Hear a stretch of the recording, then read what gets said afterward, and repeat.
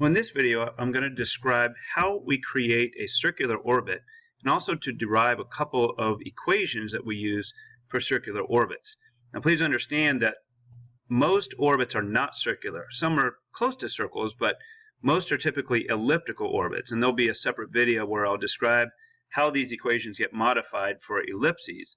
But it's a lot easier to start with circular orbits because you're already supposed to know a little something about circular motion.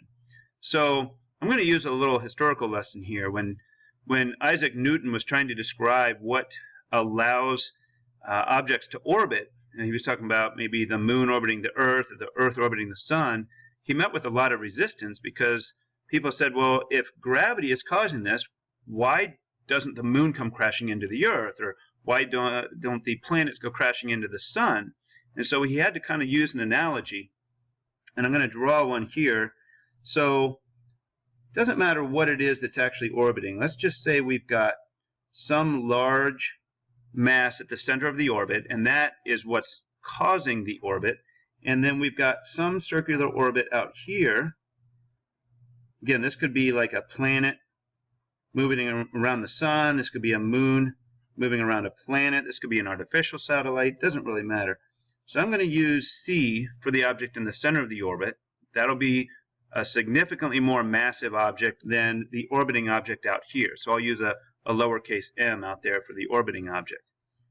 And if we use Newton's argument, he said, well, as long as we have an inward force, then we can move in a circle. And if you've studied circular motion already, you know the requirement for uniform circular motion is that you have a steady inward force to cause that acceleration.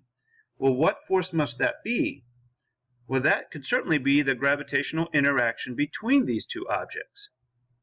So we start with Newton's second law, just F equals ma, and then we talk specifically about what's happening in this situation. The force is the gravitational interaction, Fg. The mass is the orbiting or circularly moving object, so I'll use the O there. And the acceleration is the centripetal acceleration that allows the circular motion. So I'm going to substitute in some other expressions here. The gravitational attraction between these two objects would be big G times the mass of the central object times the little mass of the orbiting object over the separation between them squared. And I'm going to use R here because that separation is also my orbit radius. I'm actually going to use a subscript, orbit, to remind us that that's not the radius of the planet, that's not the radius of the sun, that's the separation between their centers, or the orbital radius. And then over here, there's the mass of my orbiter, and I've got a centripetal acceleration, which we write as v squared over r. Again, that's that same orbit radius that we have. So if we do some canceling, then you see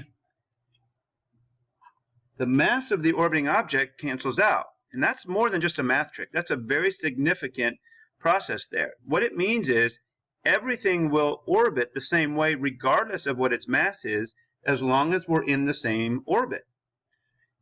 One of the radiuses from the right and one from the left will cancel out, and then I'm left with v squared over here. So I'm just going to turn this around a little bit, solve it for v, and I get the square root of the gravitational constant big G times the mass at the center of the orbit divided by, and I'm just left with one orbit radius down in the denominator.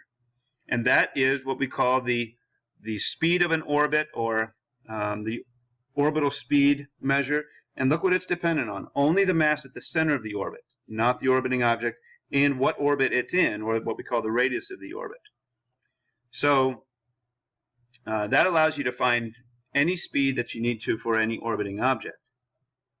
Now, we often want to know the period of the orbit, how long it's going to take to orbit once around. And for this, I'm just going to use a little geometry. There's different ways to get to this, but a speed just describes how far something moves divided by how long it takes. So this velocity here is also equal to the circumference, 2 pi r, divided by the period of the orbit. We use capital T for a period. So if these two expressions are equivalent, then I should be able to just do a little bit of math to solve for T.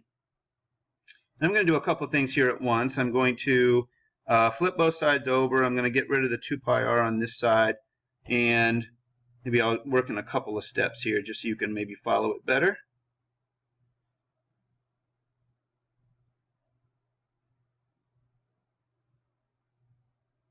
Now that's in a pretty non-standard form. We wouldn't want to have an orbit radius two different places, and we certainly wouldn't want a fraction within another fraction. We also wouldn't want a square root in a denominator. So to clean this up, I'm going to take the denominator, I'm going to invert it and multiply, and then I think I'll just write it this way. I end up with a cubed radius. That's because I have one here and I have one under a square root. But if I put everything under the square root, I have to have it cubed. That might not be the easiest thing to follow. And here again is the GM. It's in the denominator because here it's in the numerator of a denominator. And you can trust me on this math here. But what we have here is what is known as Kepler's third law. It describes that the period of any orbiting object is proportional to the square root of the orbital radius cubed. I'm not aware of too many other laws of nature that have that interesting relationship, but this one does. We sometimes call it a 3/2 power. And it also relates the period with the mass of the orbiting object, and everything else is just constants like big G and 2 pi.